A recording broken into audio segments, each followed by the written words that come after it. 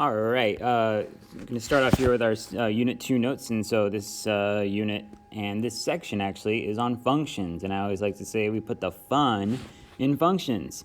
So what is a function? Well, a function is a relationship between two variables with one dependent on the other, and very important that there cannot be more than one dependent variable for one independent variable, which we'll talk more about next section in the vertical line test. For now, we're going to start off with evaluating functions. And so when given a function, if the variable inside of the parentheses of a function is replaced by anything, just replace all the variables in the function with that same thing. So for this one, they're given the function f of x equals x squared plus 2x. And then the first question is, what is f of 0? And so f of 0, you can see that they've replaced the x with a 0. So that just means I go through the expression, through the function, and I replace every x with a 0, and then I do my PEMDAS. So for this one, it's going to be f of 0 equals 0 plus 0, so that's obviously 0. I'm going to go ahead and box that up there. A couple of quick notes here. Really, my answer is this 0 over here. This over here is kind of like me restating the question. You know how sometimes you have to do that in English class, where you have, if they say like, oh, in The Great Gatsby, what does Nick see? And then you can't just say the green light. You have to say Nick sees the green light. So it's kind of like what we're doing here. So we're saying the function, when I plug in a 0, comes out to 0. But this 0 over here is our real answer. The other thing is, we never want to divide by this 0 or whatever number is in here. We don't divide that over. We're not trying to isolate the f. This is kind of all one thing. That's the question, like I said, and that's the answer. Okay, so the next one is part B here. So it says, what's f of negative 3? So now same idea, but they've replaced the x with a negative 3. So once again, I'll do the same thing. And so that comes out to positive 9 minus 6. So f of negative 3 equals 3. So there we go. Once again, my answer here is really 3, but the f of negative 3 is kind of just me restating the question. All right, next up we'll do f of negative x here. And so for, this is part C. For f of negative x, that means we plug in an x. We plug in a negative x in for x. All right, and so negative x squared, that's actually positive x squared. We know that anytime we square a real number, it's going to turn positive. The other way you can think about it is that's really negative x times negative x, which would obviously multiply to a positive x squared. And then, let's see, this would be minus 2x here. So f of negative x equals x squared minus 2x. Now, when you look at that, some of you may be thinking, hey, Mr. Berry, can I factor out an x out of that answer? The answer is yes, you can, but no, you shouldn't. So usually on this one, we're looking for a simplified answer. And remember that simplified means no parentheses. So I don't want to create parentheses, which is factoring, when my ultimate goal is to simplify, which is no parentheses. Okay, next up here, let's go ahead and do part D. So part D is asking for what is f of x minus 2. So for this one, I'm going to go in and replace all of the x's with an x minus 2. I'm going to jump down here so I have a little bit more space. So there you go. X minus 2 squared plus 2 parentheses x minus 2. So now I need to simplify this one. So remember, I cannot just send this squared in there. I have to write this twice and FOIL it. So we got x minus 2 times x minus 2. So that'd be x squared minus 2x and minus 2x.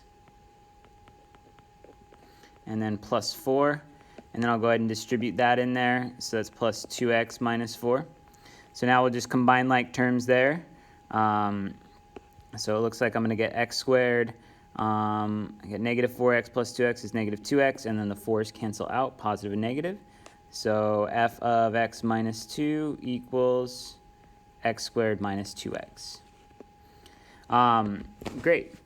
All right, that happened to come out, these two actually came out to the same answer. That's really just a coincidence. All right, last up here, we have part E, which is f of a plus b. And so for that, I'm going to do the same thing here. We're going to run through our function and plug in an a plus b every time we see an x. Go ahead and simplify this. So once again, a plus b, we'd have to write it twice, and we'd have to FOIL it. So we get a squared, ab, and ab is 2ab.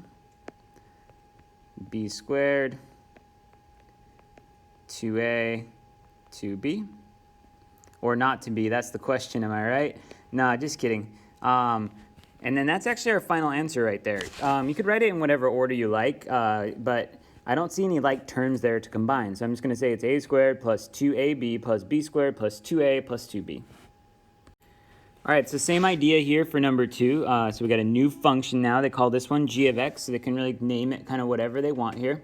And so then they give me some stuff to plug in. And so the first one is just plug in a 1. So I'm going to say g of 1 equals 1 to the third minus 4 times 1 squared. All right, so I'll do my PEMDAS here. So that'll be 1 minus 4 times 1, which is 4. So g of 1 equals negative 3. All right, so then next up, they have g of negative 1. So g of negative 1 is going to be negative 1 to the third power minus 4 times negative 1 squared. Negative 1 to the third power is actually still negative 1. Odd exponents actually keep the positivity or negativity the same. We know that the even exponents turn everything positive, but the odd exponents just keep it the same. So this one's going to stay negative. Now over here, this is not going to be a minus to plus because of the exponent. So I got to do my PEMDAS. So negative 1 squared is actually positive 1. So I'm going to show that step there.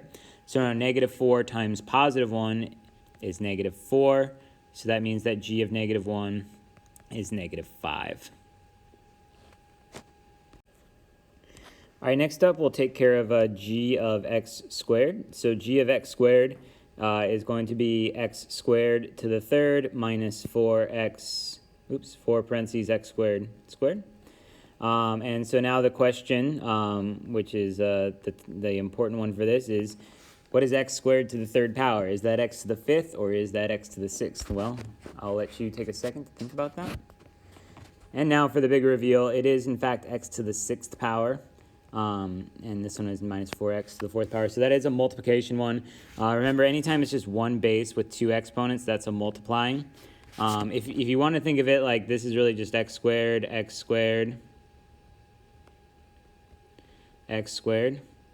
3 times. That's a good way to think about it. And then you can see that there's 6 x's in there. So that's going to be our final answer there. Once again, I'm not going to factor it because our goal here is to simplify, not to factor. So we want to get rid of the parentheses. All right, last up, we'll do part D. So that's g of negative a. So for g of negative a, we have negative a to the third power minus 4 times negative a to the third power. And so, like I said earlier, a negative a to the third power, I can just call that negative a to the third. I kind of think of it like I did back here, like that negative state can just go away without the parentheses. Now on this one, but also like I did over here, I'm going to do the exponent first. So that's going to be negative 4 times a positive, oh, that was a squared there, so positive a squared. So because that one was squared, that a is going to turn positive, but because it was multiplying by a negative 4, that's going to stay negative. So that's how I'm going to write my final answer right there. All right, next up here, number 3. So we have h of x equals 3x minus 1, and then they have 2 different questions, h of x plus 2 and h of x plus h of 2. Now I'd first like to point out here that h of x plus 2 does not equal h of x plus h of 2. So a lot of people think that that's the same thing, but it is 2 different questions, and we will be getting 2 different answers here. These are not the same thing. We're not allowed to distribute an h in there because this h is not really multiplying. I know it looks like multiplication because it's something outside of parentheses, but it's really a function. So it's saying this x plus 2 thing is inside of this function called h, whereas this one, the x is inside the h and the 2 is inside the h. So no distributing functions. Once again, I know it looks like it's multiplying, but it's really not. Okay, so what are we going to do then? Well, if we do the first one, h of x plus 2, it's kind of like we were doing before. So we're just going to plug in the x plus 2 in for x. So we get 3x plus 6 minus 1. And I would just simplify that and call that 3x minus 5. I'll write that, or sorry, plus 5. I'll write that over here. Okay, so what about the other one here? What's going on over here? Well, this is 2 separate ones. So actually, I'm going to look at it separate. So I'm going to look at the h of x first. So h of x, that's saying to just keep the function the same. I call this the Bruno Mars function. For any of you who have heard his music, I'd say, 'cause it's amazing just the way you are. When I see your function, there's not a thing that I would plug in for x, because you're amazing just the way you are. Thank you, thank you. I'm going to assume you're all applauding right now at my slightly above average singing. Okay, so now we're going to go over here and do this other piece, and so that's h of 2, and that we do need to change. So on that one, we're going to plug in a 2 in for x, and we're just going to add the results together. So I can simplify the right piece a little bit, so it's going to be 6 minus 1. We got 3x minus 1 plus 6 minus 1. Combine like terms there, and I got 3x plus 4, and that's it. All right, so same idea here for number 4. So for this one, they give us another function, and they first ask us for f of x over 3.